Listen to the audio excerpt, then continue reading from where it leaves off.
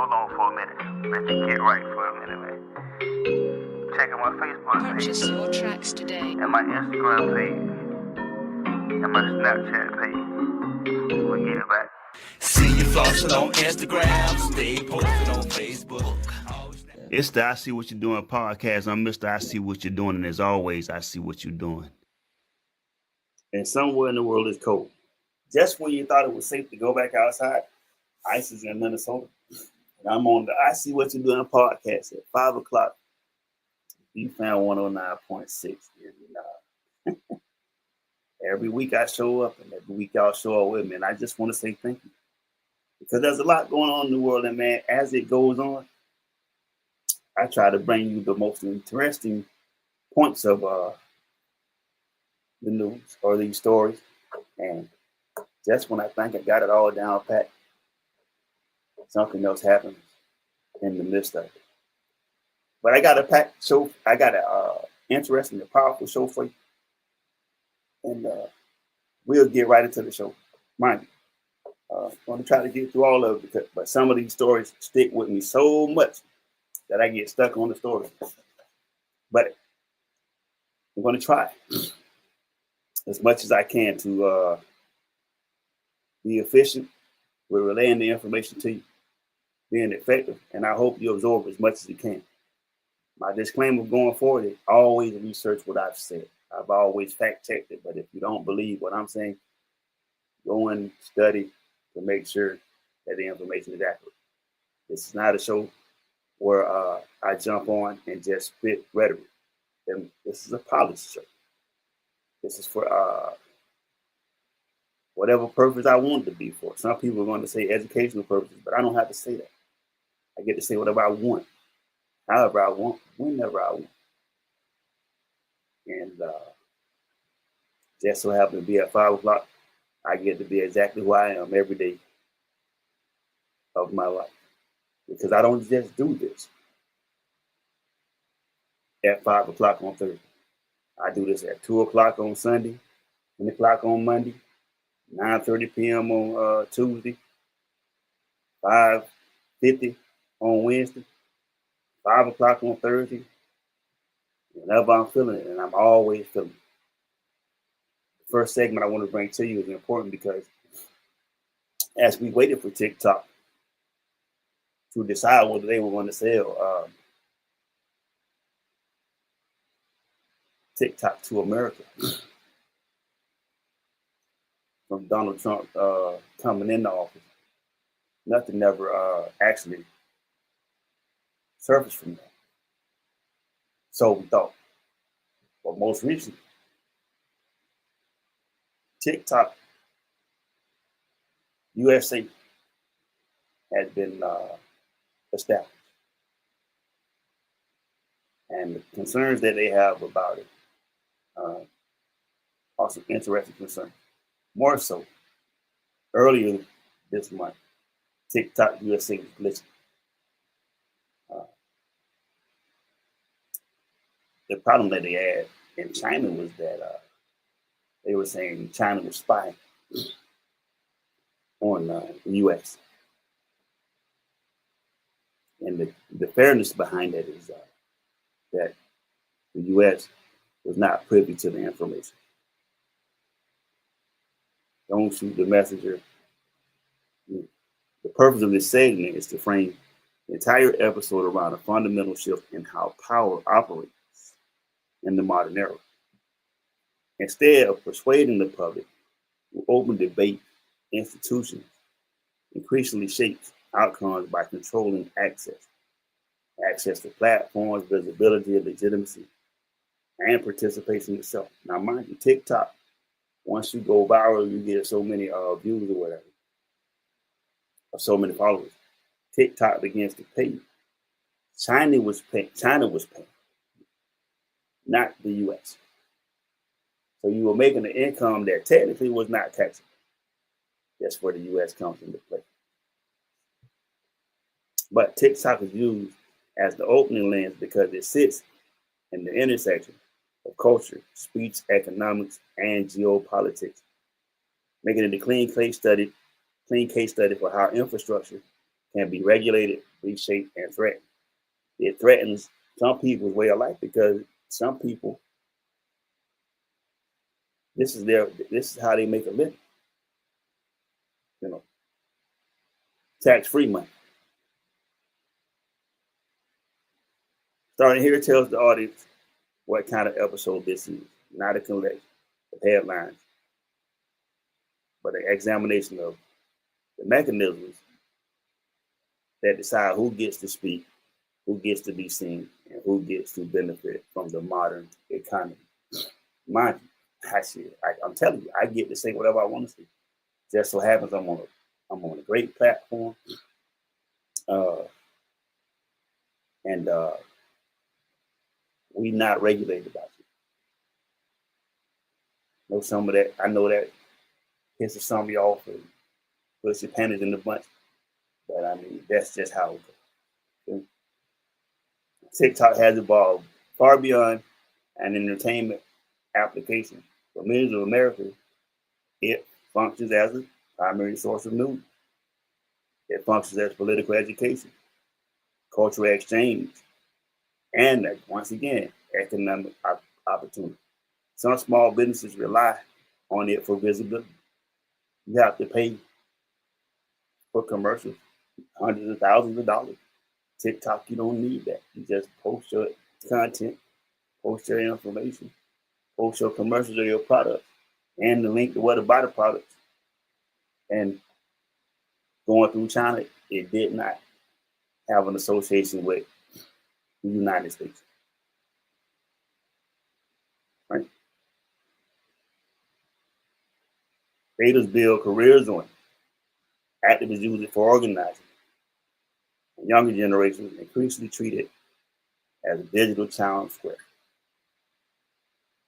Against that backdrop, U.S. lawmakers have framed TikTok as a national security concern, citing data privacy risks and foreign ownership ties.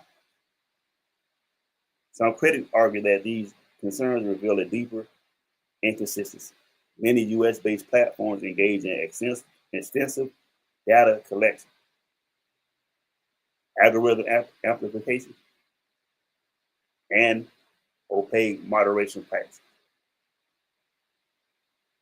Yet, they face far less scrutiny.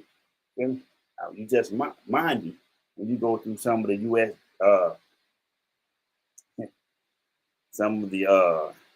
U.S. platforms like the metaverse, they collecting your information like PlayStation Network. They collecting your information like X. They collecting your information. They watch you. They study you. They tracking you. They trace you. So it's no different from what they said about China. You feel me? It's just that when you have an application that's not controlled by the United States, it's harder to collect the information because we live in the information age, right?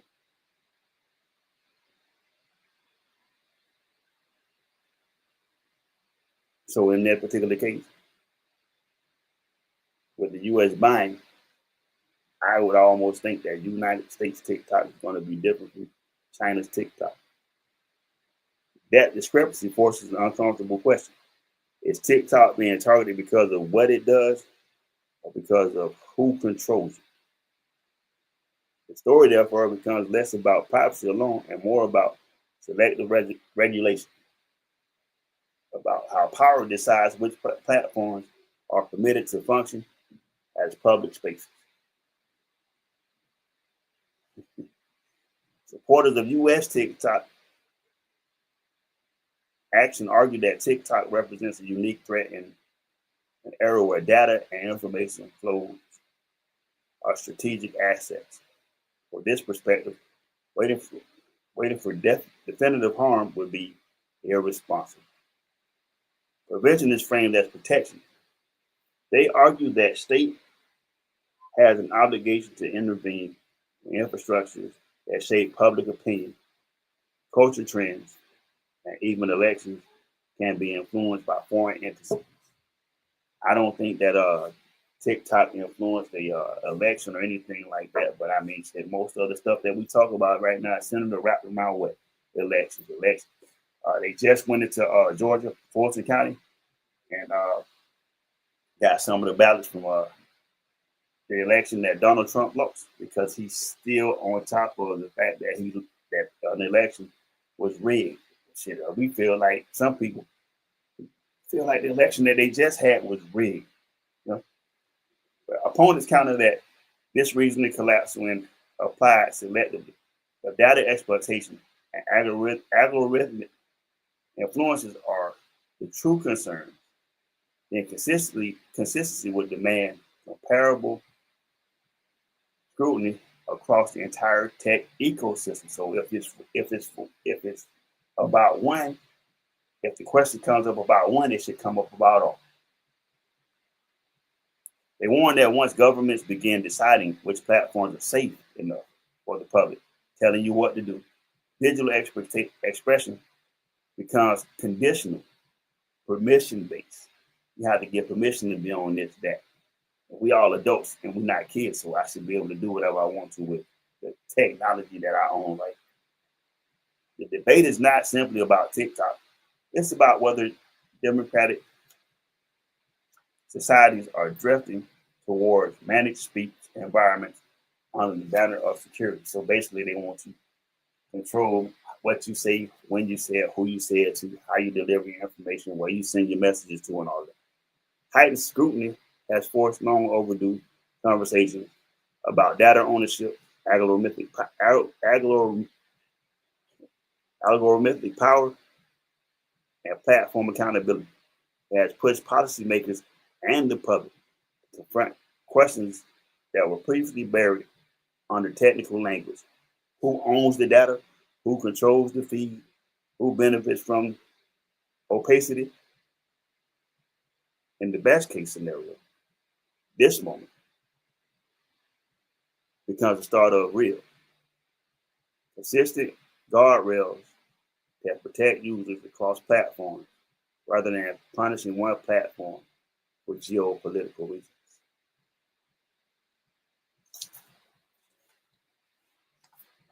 So, in my personal opinion, when access to a modern public square can be threatened without clear, consistent standards, I don't see a privacy debate. I see a power test. If protection were the real standard, the rules will be consistent across the board. What worries me is not one app. It's how quickly permission can replace principle. You be able to. So, in a nutshell, man, TikTok has went US. Okay? And for conspiracy theories, we know tapping the phone, following your location, whatever the conspiracy may be, it's just another portion of it. This is just another something that factors into it. And if that's the case, then do you really want to be on TikTok America? Now, remember, I gave you a specific thing that you should be concerned about. If TikTok US is the transit, is the platform that you're going to be on, which we could already all have been on a TikTok platform. And that could have happened when they shut down TikTok for the moment and American citizens couldn't get on TikTok. And then all of a sudden you were able to get back on TikTok because of the deal that was made between the United States and China, that TikTok was going to be sold to the United States. That's what we're looking at. Like, moving on to my next segment. Jerome Powell, the Federal Reserve, and unelected economic control. The purpose of this segment is to reveal how economic power often operates outside democratic visibility and beyond the reach of ordinary voters. By examining Jerome Powell and the Federal Reserve, we show that some of the most consequential choices in America's life, or in American life, or made in rooms where the public has no seat, using language that sounds technical but lands as rent increase, mortgage spikes, credit card paying, and job insecurity. Brian said, just curious, do you believe China was using TikTok to develop a strategy to attack Americans? No, I don't, Brian. And the reason why I don't believe that China was using TikTok as a strategy to attack Americans is because historically, how many people has China attacked historically? You can count them on both hands or less. It's a platform, man, where you use it to connect to people. And just like anything else, you're gonna have people that use this in the wrong way. Just like the state representative that was speaking in Minnesota and the guy sprayed the syringe or whatever that shit was on. You know what I'm saying? And if they were using it as a strategy, which I don't believe, shit, how long has TikTok been up? And how long does it take to build a strategy against America? And if that's the case, you're looking at China as that. But see, China has been buying up shit all over the world, all over the world. So strategic attack means that hey, they've been setting themselves up to surround the United States. And nobody ever took that as a concern. Nobody ever looked at it and said, damn, China buying up land in Puerto Rico, land in the Bahamas, land in Argentina, South America, dealing with countries. They had this. They had some kind of foothold in Greenland, if I'm not mistaken. So no, strategic attack. I mean, shit, you playing Battleship, but it's not a digital deal. None of the devices that we have right now in America, phones and all that, connect directly to any database that would be of concern of a strategic attack, a cyber attack, or any of that. Okay? Unless you're going on it from a government phone or something like that, which I wouldn't advise.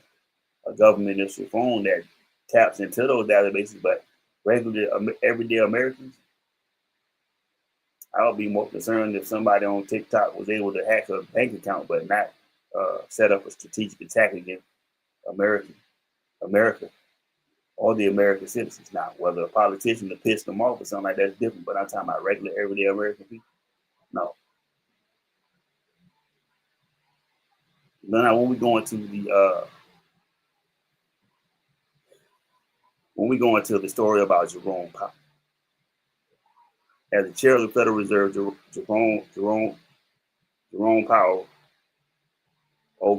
oversaw monetary policy decisions that influence interest rates, inflation, employment, housing affordability, and the cost of credit. When the Fed raised rates, mortgages became more expensive. Car loans got heavier, businesses borrowing slowed down, and hiring can cool. When rates fall, credit loosens and growth can accelerate. Those choices can feel distant, but they show up quickly in everyday life.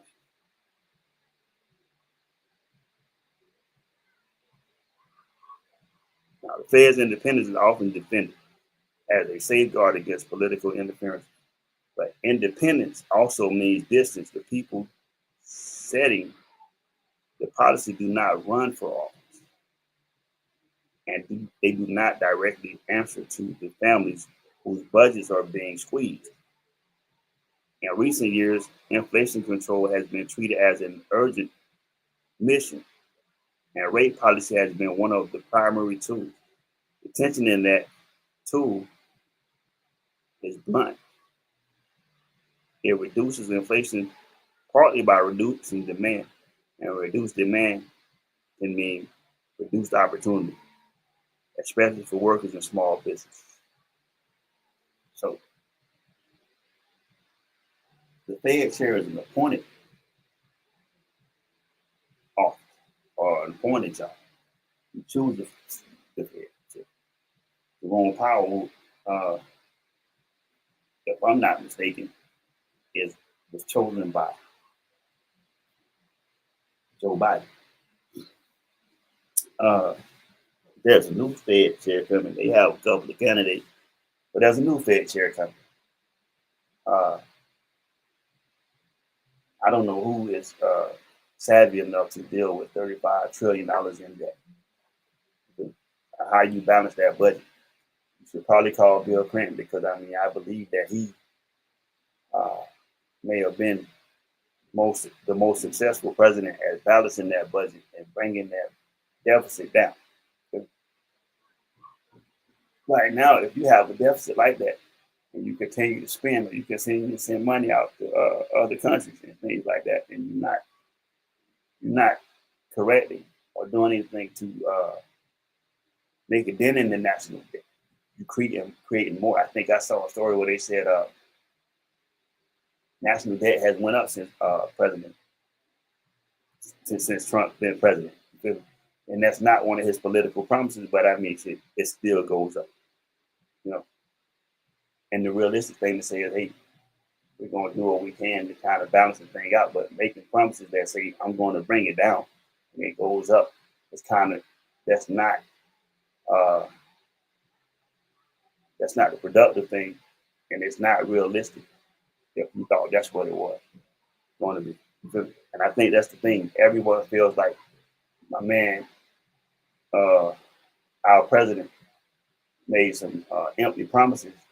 They were not realistic promises. So you know how the fuck I get down, but that doesn't mean that I agree with shit that he's saying. I'm just saying, if you believe that the sky is black when you know that it's blue, shit, that's not on the person who told you. That's on your own mental state. Some supporters argue that Federal Reserve independence is essential. They claim that insulating monetary policies from election cycles prevents reckless decisions, protects long-term stability, and maintains global confidence in the U.S. economy. From this view, painful choices are sometimes necessary, and the credibility of the Fed depends on its willingness to act even when politics are uncomfortable. That's a bunch of bullshit. Because the reckless decisions are still being made. Whoever is in the chair, reckless decisions are still being made. We see the reckless decisions. You're always going to see those reckless decisions, right? And you can see that these are supporters that are saying, even with the reckless decisions, the Fed's independence is often defended. I'm not saying interfere in the Fed's independence. Like, I'm just saying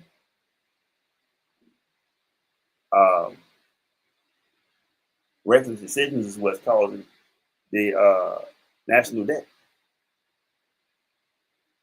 Now, critics argue that independence without accountability becomes insulation for consequences.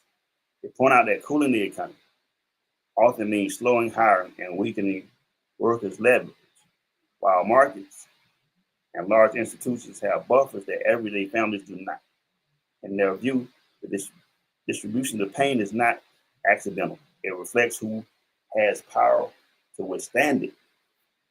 The debate isn't whether information matters, it's whether the cost of fighting information are being assigned fairly, and whether technocratic control has replaced democratic consent.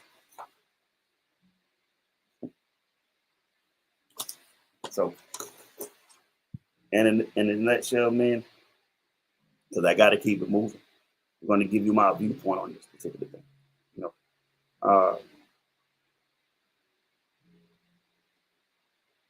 We had a shaky time in our economy as American citizens, right? Because we keep making decisions that don't benefit Americans. We keep making decisions political figures keep making decisions that don't benefit the American people. Maybe some, but not all. You know what I mean? Shit, if you take it and you go to top 1%, shit, it's still 99% of people who can suffer if the wrong decision is made. Whether you think you got enough in the bank saved up or whatever you think it is, if the economy crashes, then you're all back at square one. And the money that you have in the bank, you're gonna lose. I'm telling you, if it's still the same or whether they change that, if you have money in the bank and the system crash, only thing the bank is going to give you back is $100,000. So if you have 100 million in the bank, shit, imagine losing 100 million and only getting 100,000. That's the thing that you have to look at when you think about it. And you can't put someone in the Fed chair just because that's your friend. As we spoke about before, accountability in these particular positions is what's necessary. You have to hold your state senators and governors and all these people accountable for what they promise. And we can't sit alone, and we can't sit around, and we can't sit on our hands and hope that things just get better by accident. My personal viewpoint is when the most powerful decisions about your money and your future are made by people you never vote for, democracy doesn't disappear. It just becomes distant. And when people feel distant from the decisions shaping their lives, resentment fills the gap where trust used to be. So, dear Mr. Powell, thank you for your service. And whoever's going to be the next Fed chair, you got some pretty big shoes to fill. Let's try not to fuck it up.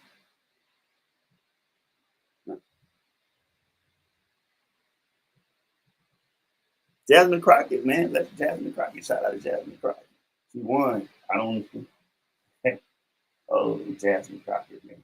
I don't even have to go off this page. I'm going to go off my paper anyway. But Jasmine Crockett is a U.S. representative. The purpose of my segment is to explore how power, policy, speech inside institutional spaces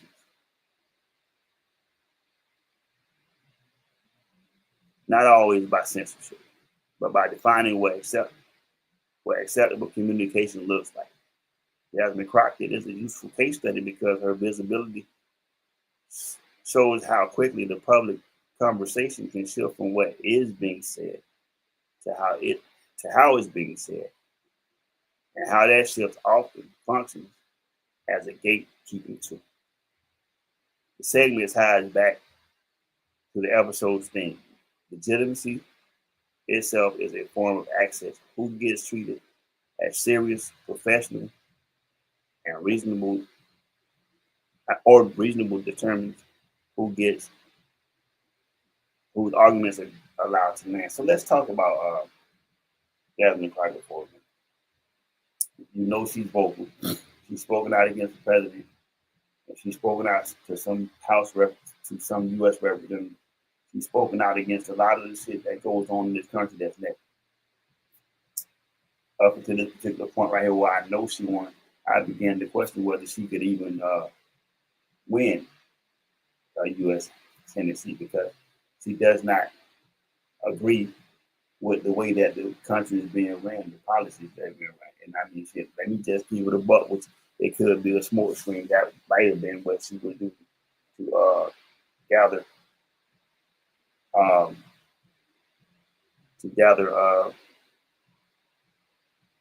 her to get it solved. You know what I'm saying? But nonetheless,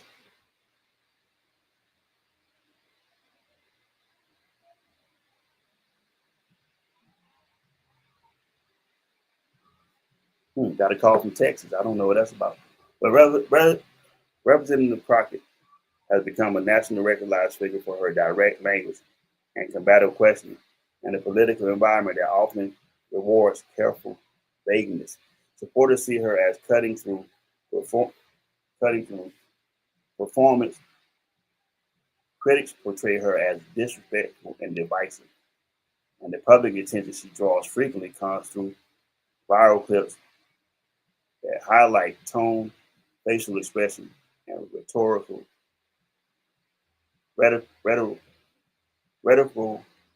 edge. But the deeper story is the pattern behind the reaction. Political institutions have long used decorum as a shield. Arguments threaten conflict.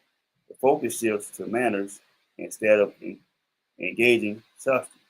Civil rights, accountability, policy impact. The system refrains from the problem as style. In that frame, the speaker becomes the issue, and the underlying critique becomes background noise. So she speaks out. Why I thought this? I think that Jasmine Crockett is a reincarnation of one of our great leaders from the civil rights movement. To be honest, I mean, I don't know whether it's Rosa. I don't know, whether it's Black Panther energy or whatever. Get it. Sometimes the misconception is the tool itself and how it's being used to draw attention. I mean, consistency has been the whole thing with her. But I mean, I'm just going to keep it a buck with you and say, hell, it may not. You feel me? It may not be who she is. I mean, like I said, we have to see if she's going to stand on business about what she said she's going to do. Feel me? I hope that she does. But I mean, the jury's still out because we've had great speakers and people who said, did it one way and then the thing changed. You feel me? I know you can't get a lot done in a short period of time. Sometimes you do what you can and then you can't get something done. But I mean, is that going to sway? Some supporters argue that Crockett's approach reflects the urgency of the issue. They believe political language has often served as a delay tactic, allowing institutions to appear civil while doing little. From this view, discomfort is not collateral damage. It's evidence that power is being challenged and that the conversation is finally honest. So, and I agree with that. Then finally, the supporters have got this right. Okay?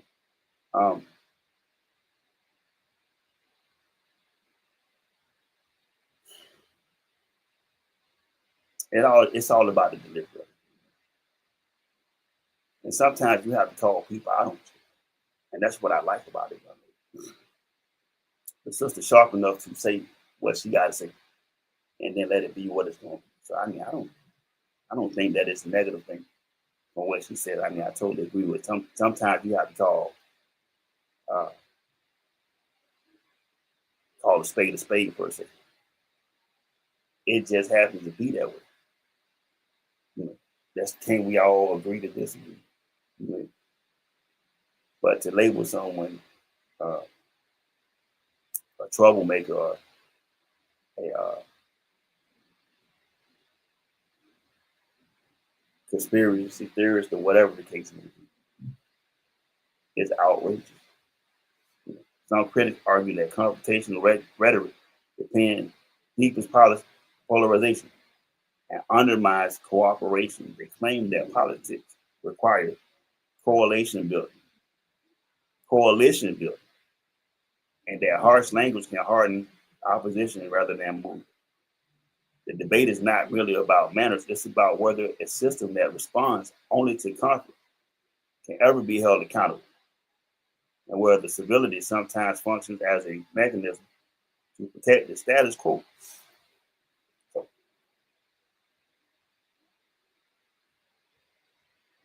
coalition means working together. The question is working together with who? Because most of the time in this particular country, whenever you have someone, Malcolm or Martin or Rosa,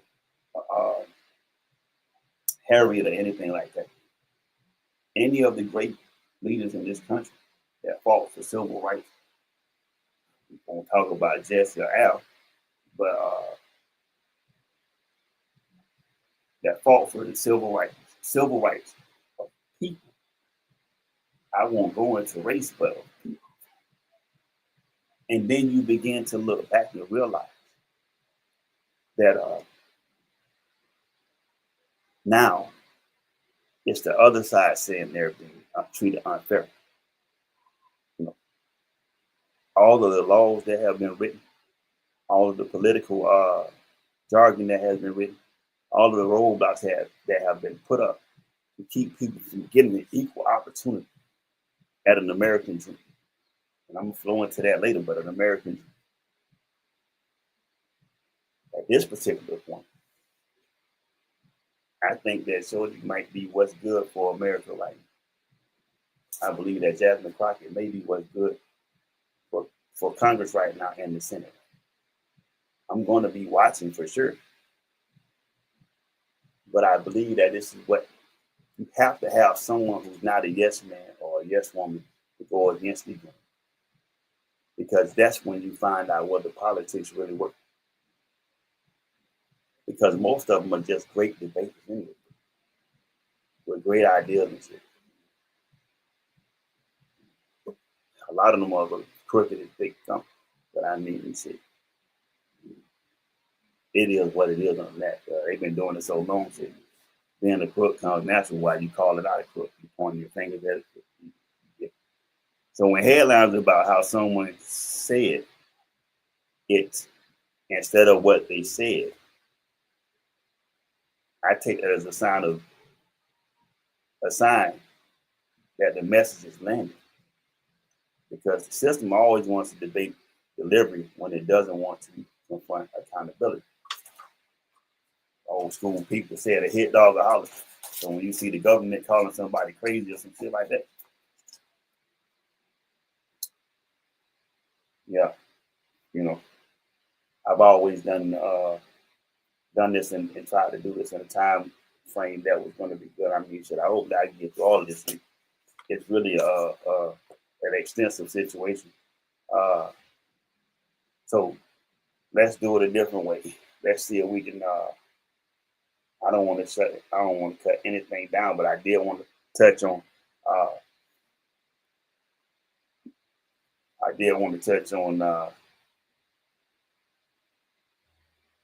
Trump's healthcare plan. And I had some bullet points, and I'm moving along, right? Because the last thing I wanted to touch on was one that I really want y'all to hear. So here, Donald Trump has repeatedly referenced a forthcoming healthcare plan across election cycles, often describing it as better, cheaper, and more comprehensive than existing systems. Yet the public has frequently been left without clear specifics about coverage, cost, eligibility, or implementation. Supporters interpret this as flexibility, room to negotiate, and adapt. Critics interpret it as a pattern, a promise that functions more like a slogan than a blueprint. The deeper issue is the political utility of perpetual announcement. When a plan is always about to arrive, the conversation stays focused on the intention rather than the impact. In that space, voters argue that trust and identity instead of reading provisions, calculating costs, and debating trade-offs. The promise becomes a shield. It prevents a clear comparison between rhetoric and reality. Now let's just look at the bullet points here, right? Key points to Trump's healthcare plan, presenting it primarily as a future proposal rather than a detailed policy framework. Repeatedly described as better and cheaper without published specifics. No clear public explanation of coverage, guarantees, or cost structure. Political strategy emphasizes vision over implementation details. Supporters cite flexibility. Critics cite a lack of accountability. Hear that big word again, accountability. and uncertainty shifts risk to families, workers, and employers. So nobody's sure about what it is. Nobody's sure about what that does. Nobody's sure about what's going to happen with that, right? So let's just look at the comparison side by side, because what he's getting rid of is the Affordable Care Act. It's not Obamacare. It's the Affordable Care Act. And when you mention this, make sure you state it the right way. This is not some healthcare plan that Obama came up with for the benefit of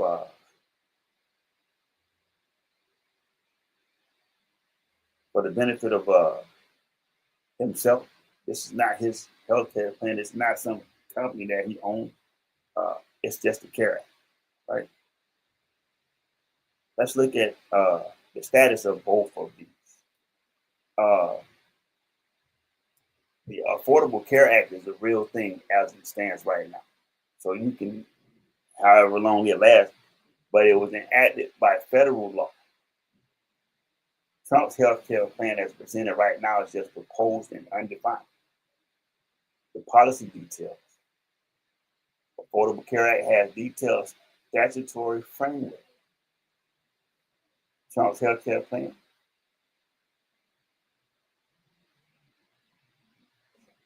Brian said this whole war between the countries is about their health care money. It is. It's also about a government that's getting ready to shut down again because of funding for ICE and HHS being written into a bill. Hang tight, Brian, I got you. But pre-existing conditions under Trump's plan are claim protection, unclear mechanisms. Affordable Care Act explicitly protected by law. Coverage expansions under Trump, unspecified. Under the American Affordable Care Act, Medicaid expansion and exchange. Cost controls. Promised lower costs under Trump. Subsidies and cost sharing reductions under the Affordable Care Act. Government roles. Reduce federal involvement. Stated goal. Affordable Care Act. Strong federal standards. Public accountability. Political promises. Affordable Care Act under Trump. Affordable Care Act. Legal obligations and judicial review. Public clarity under Trump, low. Under the Affordable Care Act, high. Right? Supporters argue that outlining goals is enough at this stage, and that policy details can be refined once a governing coalition exists. They also contend that premature details invites weaponization, allowing opponents to attack a plan before it can be negotiated. In this view, delay is strategic and protective. Critics counter that healthcare affects lives too directly for abstraction. Without specifics, there is no accountability, no way to evaluate whether people will lose coverage, pay more, or face new barriers. They argue that repeated promises without detail are not patience, but avoidance. The debate is whether leadership means selling a vision or delivering a plan, and whether voters should accept, trust me, on an issue that can bankrupt families. So basically what you're looking at is a promise instead of having hardcore plans in place. You know, anything can be adjusted, whether you agree with it or not. Anything can be adjusted. But if you don't have anything, you don't even have a plan. You're just saying it's coming. You know, and the comfort in that is if you got something better than the Affordable Care Act, then let's see. Let's see what it is for the people who utilize the Affordable Care Act to lose coverage in the hopes that something better is going to come along when there's something already here that exists. Isn't that why the government shut down? Because they had a debate over the Affordable Care Act, and then that particular Affordable Care Act is still being used because they have nothing to put in place. You have nothing to replace the thing that you're trying to take away. So you put millions of Americans at risk of not having any health care while they wait for something else to come up. Amazing. Personal view, healthcare isn't a talking point. It's rent, prescriptions, therapy, surgery, and survival. When the plan is always coming, it starts to feel like politics is using people's needs as campaign fuel instead of governing responsibility. So, yeah.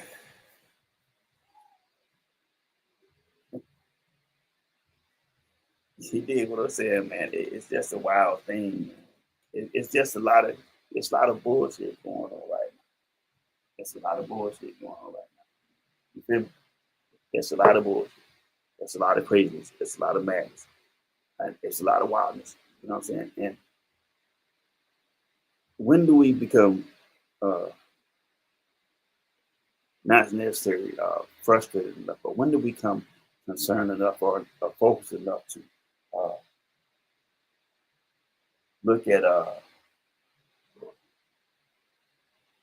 government, man, and begin to hold the people that we have deemed qualified enough to go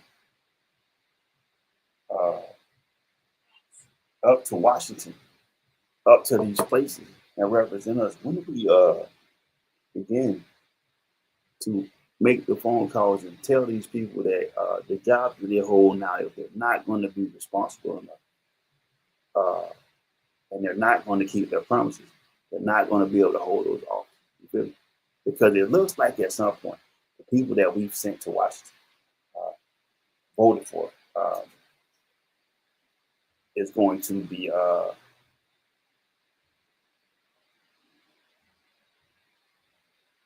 they feel like they're above us. When you become an aristocrat, you look down on the poor people. You feel me? When you begin to make laws, you begin to think that you're above the law. You know?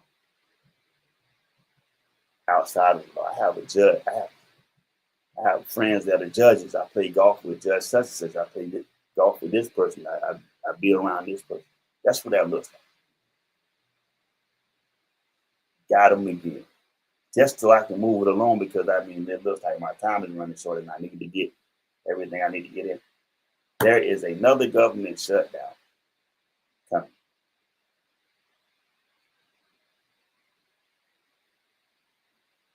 There's another government shutdown coming. Put no clip notes in this right here. ICE is the major thing. ICE is the major thing. And the bargaining tactics that are used when these shutdowns come, the promises that are being made. Democrats don't want ICE to be funded. HHS is included in that because Health and Human Services all fall up under one umbrella. And it was kind of weird to me that you would put those particular federal agents inside Health and Human Services. You know what I'm saying? And I saw a panel on a panel where one of the senators was saying that the average American bonus in America is $2,500 for the holidays, but there's about $900 or $870 million allocated to bonuses for ICE agents.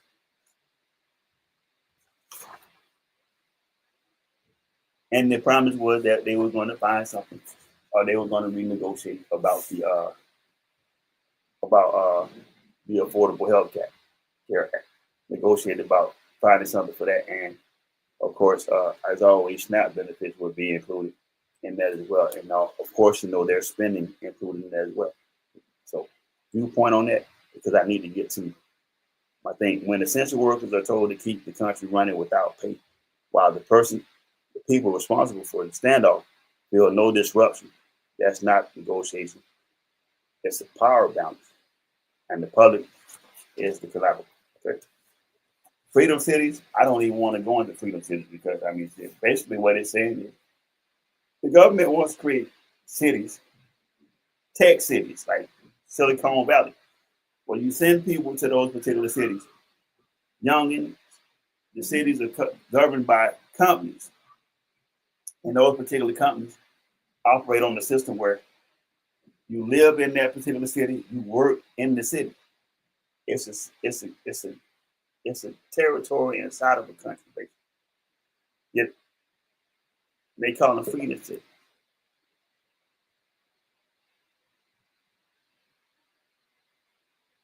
And I got to go, but look up that one.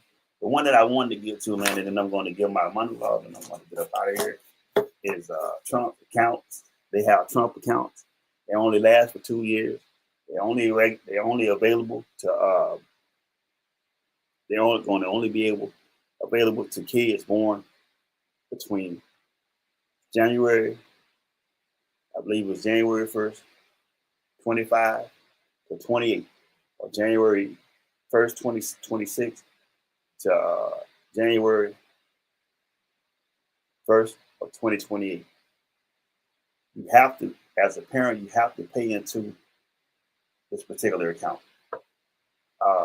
A lot of companies have began to invest in those particular accounts. Some companies will match. The government, under the Trump account, they're going to match whatever.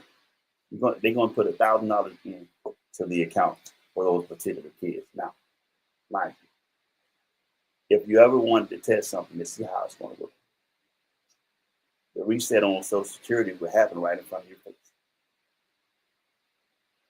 Because it will be those accounts. Those particular accounts are going to be invested and traded on the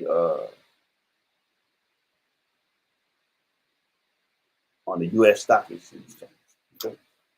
That's what those accounts are going to be. And who do you think benefits from those particular accounts? Yes, it. So, Trump accounts. Not just some kids, but do you know how many kids are going to be born between now and 2028 in the United States? And all of them are going to be eligible to be signed up for a Trump account.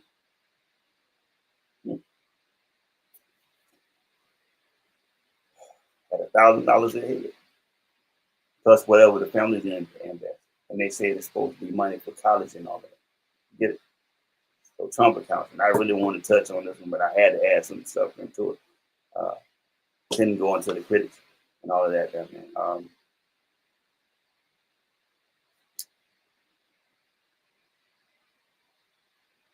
But let's keep an eye on the Trump accounts, right? Because, yeah, man, I did. Listen, before I go, padding your pockets in this particular manner, or find another way to accumulate wealth that does not include right now money for the American people. Right? You get that account, you can't really do anything with that account. You can't withdraw from that account. That account belongs to a kid until they're 18. That's 18 years of trading, 18 years of interest, 18 years of money being made off money that you invested into an account that you'll never be able to touch. And the premise is that those kids will be able to go to college or whatever.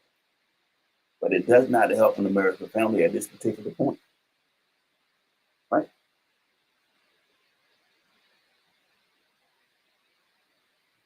It's going to help somebody right now, but it's not going to be the people who need the assistance right now. Shit, I mean, hell, if that's the case, man, I might go and see how it's going to be traded. Listen, I learned from a smart dude that I associate with right now. When you hear this type of stuff, man, whatever money that you have that you're willing to take a risk on, and I'm not giving out financial advice, I'm just telling you what I think. If that's the way that it's going to go, man, for the next 2 years, and it's going to be invested in and traded in and all that shit. Go where the money at, because that's how you become wealthy. If you follow the money, that's how you become wealthy. And closing tonight wasn't about one politician or one policy. It was about pattern. We live in a moment where power doesn't always argue anymore. It doesn't always persuade. It doesn't even always explain itself. Instead, power decides who gets access and who doesn't. We saw it in the digital space, where platforms that millions rely on can be questioned, threatened, and reshaped. Not because of clear, consistent standards, but because of who controls them. When access to the modern public square becomes conditional, speech stops being a right and starts becoming a permission. We saw it in the economy, where decisions made by unelected institutions quietly determine whether life gets more expensive, whether opportunity tightens, and whether people are told to wait it out, while stability slips further away. When the people most affected by economic policy have the least say in it, democracy doesn't disappear, it just becomes distant.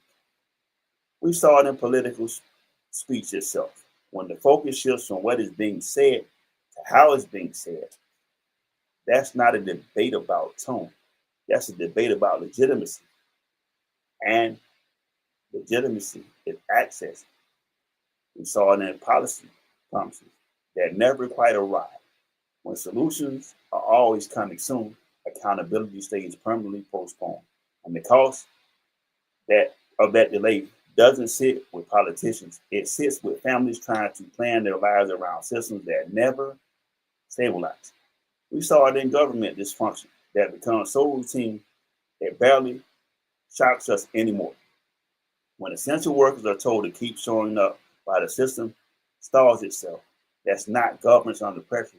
That's pressure being applied downward. We saw it in vision of freedom that comes packaged with fewer protections and less accountability. When safeguards disappear, risk doesn't vanish, it moves. And it almost always moves towards people with the fewest options. And finally, we saw it in money itself. Because when access to financial systems become uncertain, power doesn't need to argue its case. It doesn't need a speech. It doesn't need a vote. It just closes the gate through lying.